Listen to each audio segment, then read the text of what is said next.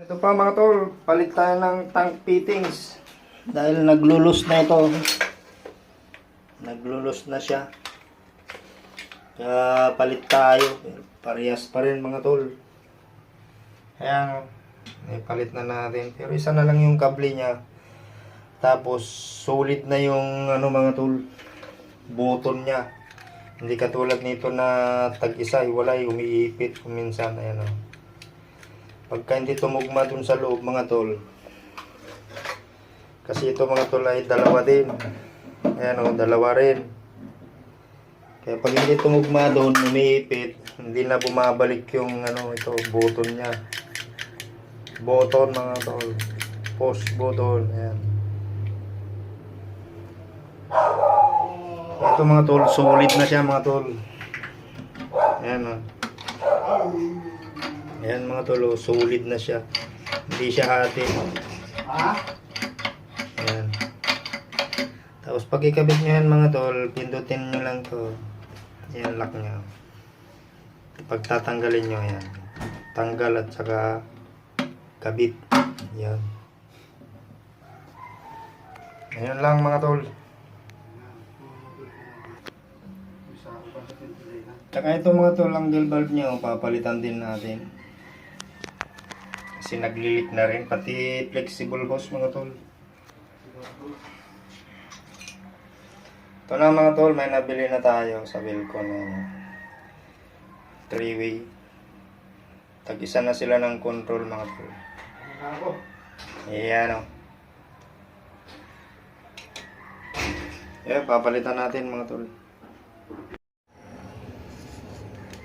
Tingnan nyo mga tol, ang pangit sa GI kasi pagka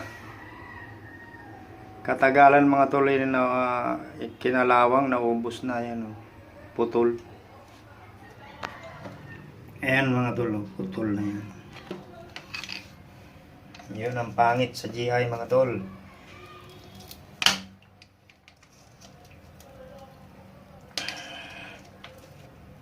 Yun, buti malambot siya sa loob mga tol. PVC yung pipe natin na yan, may bulati pa mga tol. Ayan o. Cobra siguro yan mga tol, cobra. Ayan o. Kinalawang kasi mga tol. Pero paano, nasan nang gagaling yung mga bulati mga tol? Nasa 4th floor na tayo.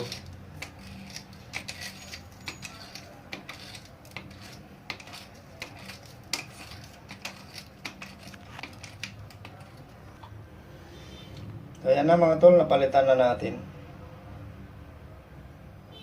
Ayan.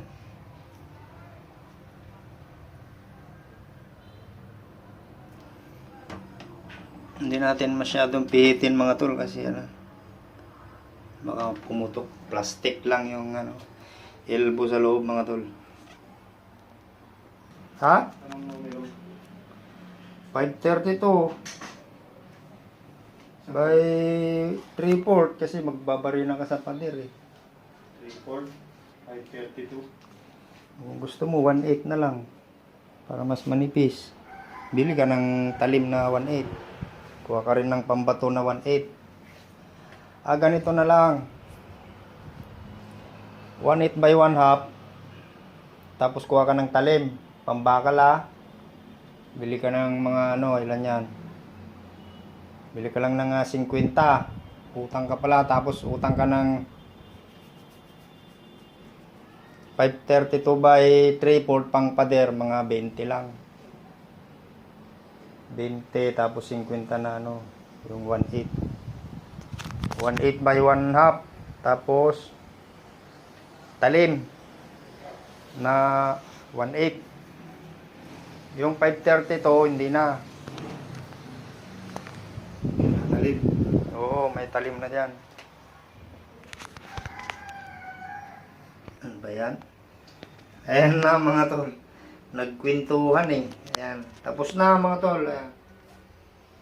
Hindi natin pinayuko mga tol kasi para hindi masyadong mabali yung flexible. Ayan. Ayan, nagkakarga na siya mga tol. Kaso mahina pa yung tubig. Kakabukas lang.